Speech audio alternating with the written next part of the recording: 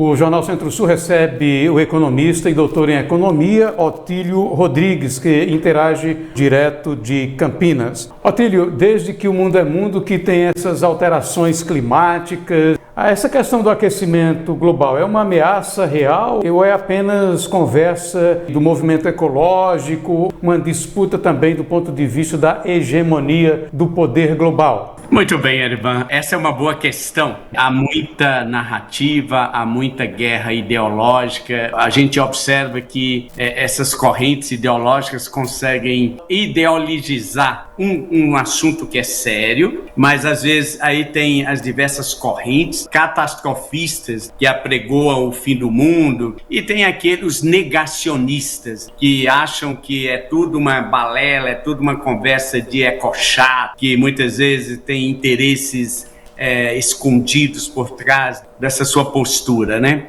Nós somos meros cidadãos comuns refletindo sobre temas da atualidade para a gente poder primeiro compreender, entender e depois se posicionar. Ouvindo aí os grandes mentes especialistas, né? E eu cito aqui mais uma vez um cientista que vocês já ouviram eu falar várias vezes, que é Yuval Noah Harari, em seu excelente livro 21 lições para o século XXI, ele lista 3 grandes ameaças à humanidade, né? A primeira é a questão da guerra nuclear, da hecatombe nuclear, né? Eu lembro que na nossa infância, adolescência, em picos, né, o nosso grande medo era a Terceira Guerra Mundial.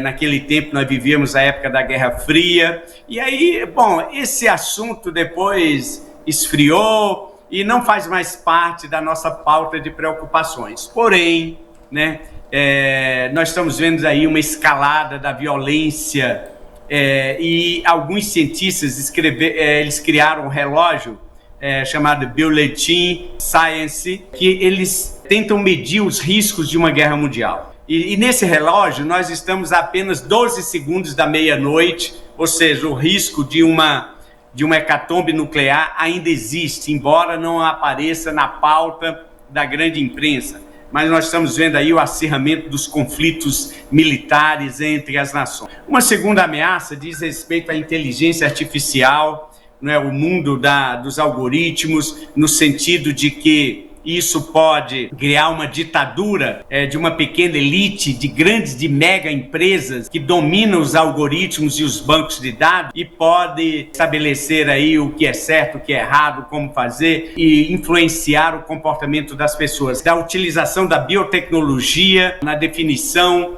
de crianças que seriam selecionadas geneticamente.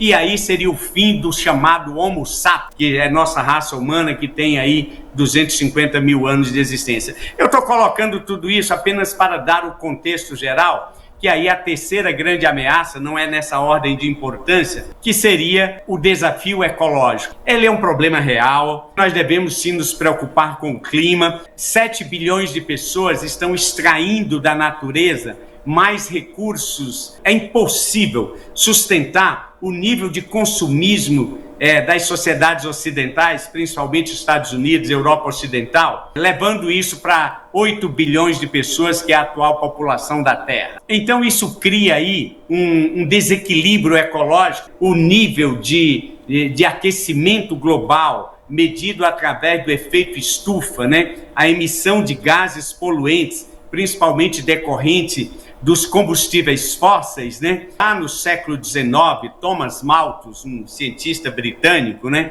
Ele tinha enunciado a famosa lei de Malthus, que dizia o seguinte: enquanto a população cresce num ritmo geométrico, o volume de produção de alimentos cresce numa progressão aritmética. Isso criaria um descasamento, né? A ciência demonstrou que Thomas Malthus estava errado, né, que a tecnologia conseguiu superar esse desafio de produção de alimentos e de produção de riqueza, né? Porque tudo passa permeia o problema econômico, de produção de riqueza, produção de bem-estar. É claro que nas nossas preocupações cotidianas, se nós estamos com dor de dente, se estamos com um problema familiar, se estamos com um problema financeiro, essas questões globais, elas não fazem parte da nossa pauta de interesses, de preocupação. Em síntese, Erivan, é um assunto importante, em consideração, e a gente tem que estar atento ao que está acontecendo no mundo. Quais seriam as principais consequências de um evento assim, com essa possível proporção?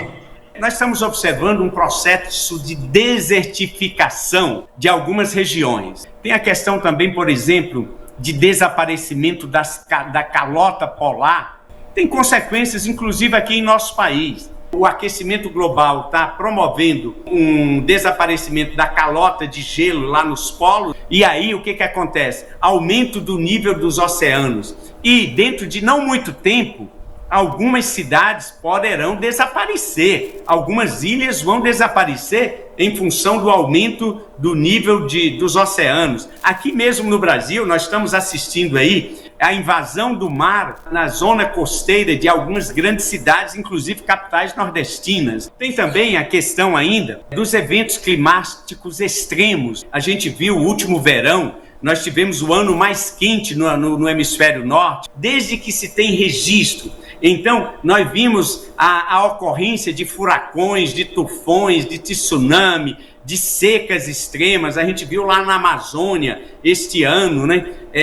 A seca dos rios causando problemas na navegação fluvial. Nós tivemos problemas no Rio Grande do Sul, de enchentes lá no sul. Então, esses eventos climáticos extremos é uma consequência do desequilíbrio ecológico, né? Eu citaria ainda a poluição do ar e a poluição das águas, né? Milhões de pessoas no mundo e até mesmo no Brasil não têm acesso à água canalizada, né? Ao sistema de saneamento básico, de esgotos e tudo mais. Tem a questão ainda do impacto na produção de alimentos, os fertilizantes, esses adubos químicos, como também esses eventos climáticos extremos estão impactando as previsões dos economistas para a safra agrícola de 2024. Nós teremos uma queda decorrente do fenômeno El Niño. Essas são as consequências que são graves para nós, para a humanidade no longo prazo. Quais seriam possíveis alternativas para minimizar esses efeitos para a natureza e também para o próprio homem? Segundo os cientistas e os estudiosos aí que acompanham o tema, né, a primeira coisa seria alterar a matriz energética. O mundo hoje tem uma matriz energética baseada em combustíveis fósseis, principalmente o petróleo e o carvão, né? Nós vimos agora a Europa sofrendo problemas graves porque lá o carvão mineral ainda é uma fonte energética importante na matriz. Então a primeira providência seria mudar isso. Claro, alguma coisa já começou a ser feita. Por exemplo, a questão do Acordo de Kyoto, que foi feito, assinado em 1997 por um grande número de países, né? Kyoto é uma cidade japonesa. E depois esse acordo foi renovado em 2015 no Protocolo de Paris, que foi assinado por 125 países, inclusive o Brasil. Então essa é a primeira providência.